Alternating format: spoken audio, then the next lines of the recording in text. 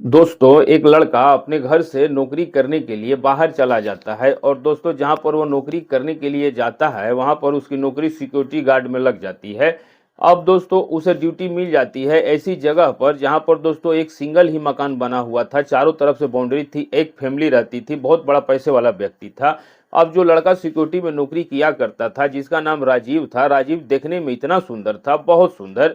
और दोस्तों उसी में जो महिला रहती थी जिसकी उम्र करीब 32 साल के करीब होती है, महिला भी दोस्तों बहुत ज़्यादा सुंदर थी। और एक दिन उस लड़के को जब वह देखती है तो उस लड़के पर अपना दिल कुर्बान कर देती है। और दोस्तों जब भी मौका देखती है कि घर पे कोई नहीं है तो उस लड़के को अंदर बुलाती है और अंदर बुलाने के बाद उस लड़के को इतना ज़्यादा मजबूर कर देती है और कहती है कि मेरे साथ आपको वह करना है जो कि मेरा पति करता है। लड़का पहले आनाकानी करता है, लेकिन दोस्तों जब वह अपना शक्ति और प्रभाव दिखाती है और कहती है कि ऐसा नहीं होगा तो ऐसा होगा। अब दोस्तों लड़का जब देख लेता है कि सारी हदें पार हो गई हैं, अब उसके पास कोई भी उपाय नहीं बचा है, तो दोस्तों अब लड़का बेचारा मजबूर हो जाता है। और उसके बाद दोस्तों वह उस महिला के साथ ऐसा करता है कि महिला ने कल्पना नहीं की होगी, ज़िंदगी में कभी सोचा भी नहीं होगा कि आखिर मर्द ऐसा भी करते हैं। उस लड़के ने उस महिला का वह हाल किया कि दोस्तों जब सुबह हुआ तो जो महिला थी वह कुछ बोल ही नहीं पाई उस लड़के से, और उसको कई दिनों तक दोस्तों वह शॉट और वह सीन याद रहा। दोस्तों उसने कल्पना नहीं की होगी कि आखिरकार ऐसा भी होता है। दोस्तों इस कहानी को अगर आप एक बार सुनिएगा तो आपके पैरों तले ज़मीन खिसक जाएगी और आप सोचने पे मजबूर हो जाएंगे कि किस किस प्रकार की महिलाएं पड़ी हैं, किस किस प्रकार के लोग पड़े हैं। तो दोस्तों ज़्यादा समय ना लेते हुए कहानी पे चलते हैं। आपसे बस वही रिक्वेस्ट है कि अगर आप हमारा इस वीडियो को देख रहे हैं तो चैनल को सब्सक्राइब, वीडियो को लाइक जरूर कर दीजिएगा और बेल आइकन दबाना बिल्कुल मत भूलिएगा। दोस्तों ये घटना की शुरुआत होती है राजस्थान के जयपुर से। जयपुर से इस घटना की शुरुआत होती है। एक महिला जिसकी उम्र दोस्तों करीबन 32 साल के करीब होती है, महिला का नाम होता है अविनाश चौहान। अविनाश चौहान बहुत सुंदर थी, इसकी शादी होती है।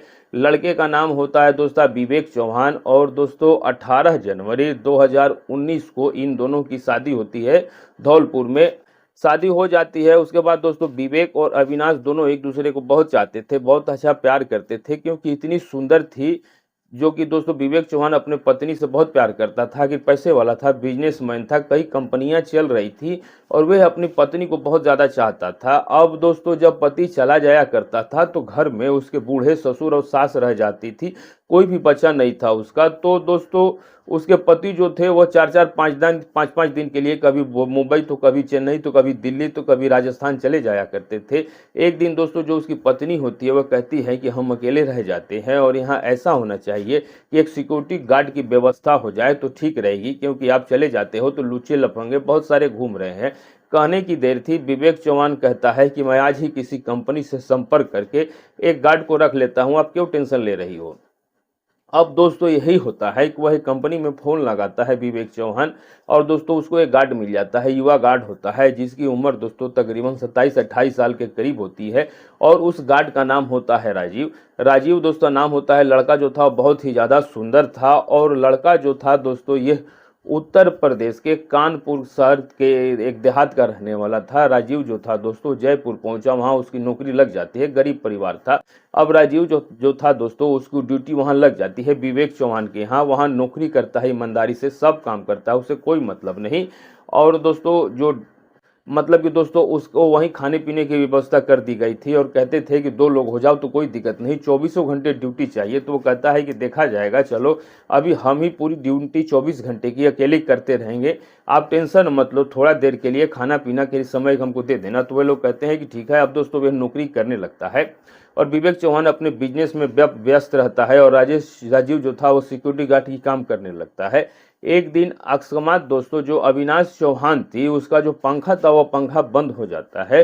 तो दोस्तों उसको चलाने के लिए कहीं से कुछ हो गया था, पता नहीं। तो दोस्तों उसने उस सिक्योरिटी गार्ड को बुलाया कि राजीव इधर आओ जरा, पंखा गड़बड़ हो गया है, थोड़ा पंखा आप देखो तो क्यों नहीं चल रहा है।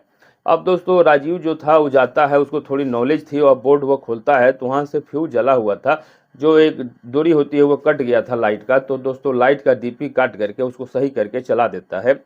तो अविनाश कहती है कि तुमको तो सब काम करना आता है और तुमने तो पंखा हमारा बिल्कुल ही ठीक कर दिया, और लो बैठो पानी पी लो। और उसके बाद पूछती है कि तुम्हारे घर पे कौन कौन है। तो दोस्तों वह जो लड़का था वह बोलता है कोई नहीं, मेरी बहन भाई है, छोटे छोटे है, और माता पिता है, अब वो पूछते हैं तुम्हारी शादी हो गई है, तो बोलता है शादी नहीं हुई है, रिश्ता तय हो गया है।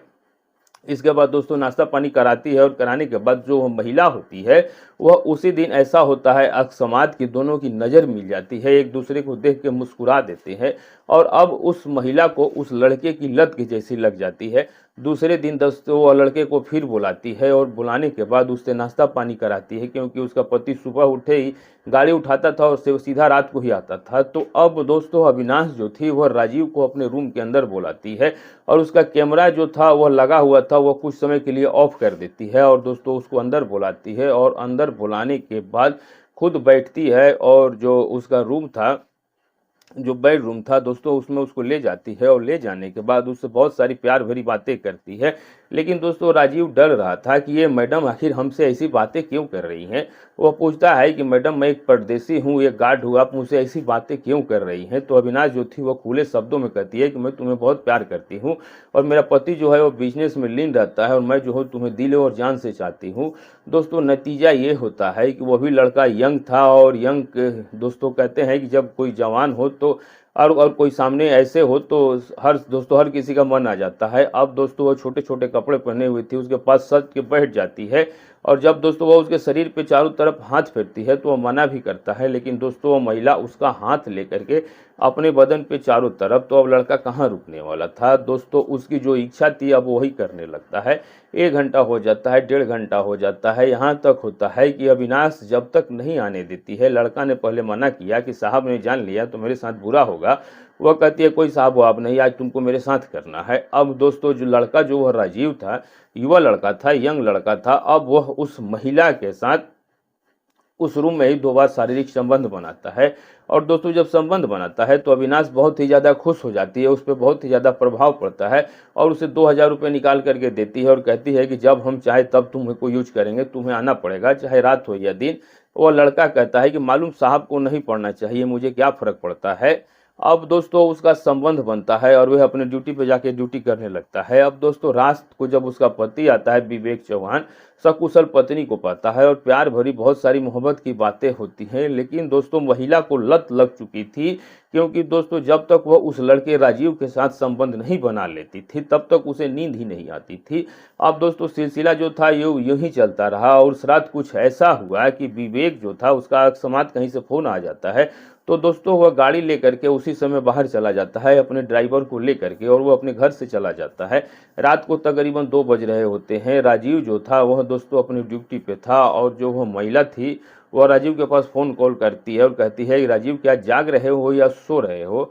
वह कहता है मैडम मैं तो ड्यूटी पर हूँ और बिल्कुल ही मैं अपने काम पर हूँ, मैं सो कैसे सकता हूँ। अब इन बातों को सुनने के बाद दोस्तों जो वह महिला होती है वह कहती है राजीव से कि ठीक है तो तुम अपने ड्यूटी तुम अपनी ड्यूटी बहुत ही अच्छे तरीके से करते हो। तो अविनाश कहती है कि अगर मौका कुछ देर के लिए मिल जाए तो आप आ जाइए, आपके लिए स्वागत है और मैं भी जाग रही हूँ, मुझे नींद नहीं आ रही है।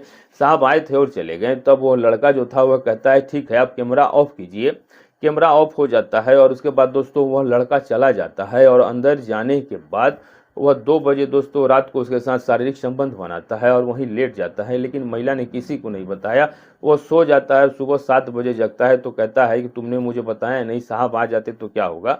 अब दोस्तों सिलसिला ये जो था वो यूं ही चलते रहता है, लेकिन दोस्तों इस समस्या का समाधान हल कैसे निकला। अब कहानी का मोड़ यहीं से शुरू होता है दोस्तों। एक दिन दोस्तों यूं ही चलता रहा, कम से कम 6 से 8 महीने हो जाते हैं यूं तरह इस काम को चलते हुए। तो अब विवेक चौहान को शक होने लगा कि मेरी पत्नी जो थी वो ऐसे तो मुझसे बहुत प्यार करती है, लेकिन अब इसका कुछ रवैया बदलता जा रहा है। एक दिन उसने दिमाग लड़ाया और दिमाग लड़ाने के बाद अपनी पत्नी से कहा कि आज मुझे बहुत ही अर्जेंट है और मुंबई जाना है, फ़ोन आना है।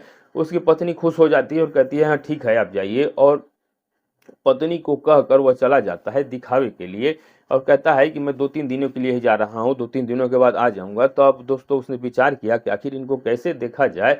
तो दोस्तों वह 2-3-4 घंटे के बाद वह देखता है कि रात को जब कुछ समय ही बीता है तो दोस्तों इस समय नहीं जाना चाहिए, लेकिन अब दोस्तों इधर उसकी जो पत्नी जो होती है वह अविनाश उस राजीव को फ़ोन करती है 1 बजे और उसको अपने रूम में बुला लेती है रोजाना की तरह और कहती है कि अब हमारे पति तो है नहीं, आप ही आ जाइए। वो लड़का चला जाता है और गेट जो था दोस्तों वह लगाना भूल गया, उसने गेट को वैसे ही बंद कर दिया था।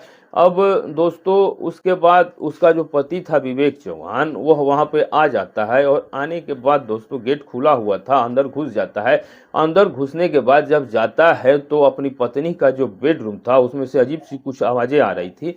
आवाज़ों को वह सुनता है और सुनने के बाद दोस्तों वह अपने बेड पे बैठ जाता है और जब वह फ्री होते हैं तो बेल बजाता है तो उसकी पत्नी आती है और जब वो अपने पत्नी को देखती है तो उसके पैरों से जमीन निकल जाती है। लेकिन दोस्तों उसने सब कुछ देख लिया था, जो कुछ हुआ था वह खिड़की से। अब तो अपने ड्यूटी पे चला जाता है, महिला उधर चली जाती है।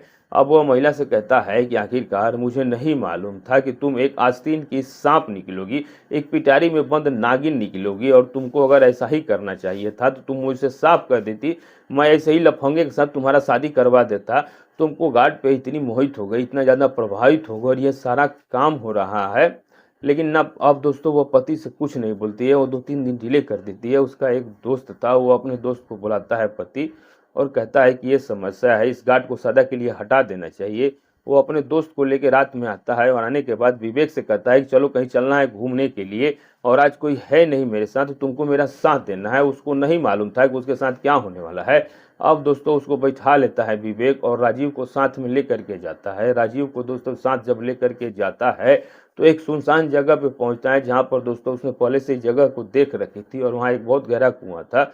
वहां उसके पास दोस्तों और कुछ भी नहीं था, वहां उसके पास एक गमछा रखा हुआ था। तो दोस्तों अब वह राजीव के गर्दन में डालता है और विवेक चौहान जो होता है वह उस राजीव की हत्या कर देता है। हत्या करने के बाद उसके शव को वही कुएं में डाल के चला आता है। चला आने के बाद दोस्तों अपने काम धंधे में लग जाता है। दोस्तों एक दिन ऐसा होता है, डेड बॉडी जो थी वो फूल चुकी थी। पुलिस मौके पे पहुंचती है, उसको बाहर निकाला जाता है और जब उसका एड्रेस देखा जाता है आधार कार्ड का, तो उसका एड्रेस मिलता है सब कुछ। और जब फ़ोन किया जाता है, सिक्योरिटी गार्ड है भाई, कपड़े पहना था, तो दोस्तों उसके कंपनी में संपर्क किया जाता है तो पता चलता है कि इसका घर यहाँ पर था और विवेक चौहान के यहाँ राजीव गार्ड का काम किया करता था। जब दोस्तों उसका घर देखा जाता है तो दोस्तों उसका कैमरा भी बंद पाया जाता है और अंत में दोस्तों नतीजा यहाँ पर यह होता है कि विवेक चौहान को पकड़ लिया जाता है। उसकी पत्नी से पूछताछ किया जाता है तो खुलासा होता है और दोस्तों पत्नी जो थी वह कहीं ना कहीं टूट जाता है। और जब दोस्तों राजीव के बारे में उससे पूछा जाता है और दोस्तों जब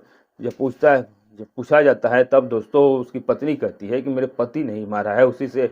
अब दोस्तों जब उसके पति से पूछा जाता है तो वह कहता है कि मेरी पत्नी के साथ अवैध संबंध था, इसीलिए मेरे पति इसी ने मार दिया, और हम दोनों एक दूसरे से प्यार करते थे और एक दिन इन्होंने देख लिया, उसके बाद ये मार दिया। अब दोस्तों पुलिस जो थी वो फौरन ही चार्जशीट बनाती है और उसको कोर्ट में पेश किया जाता है और उसको सलाखों के पीछे डाल दिया जाता है।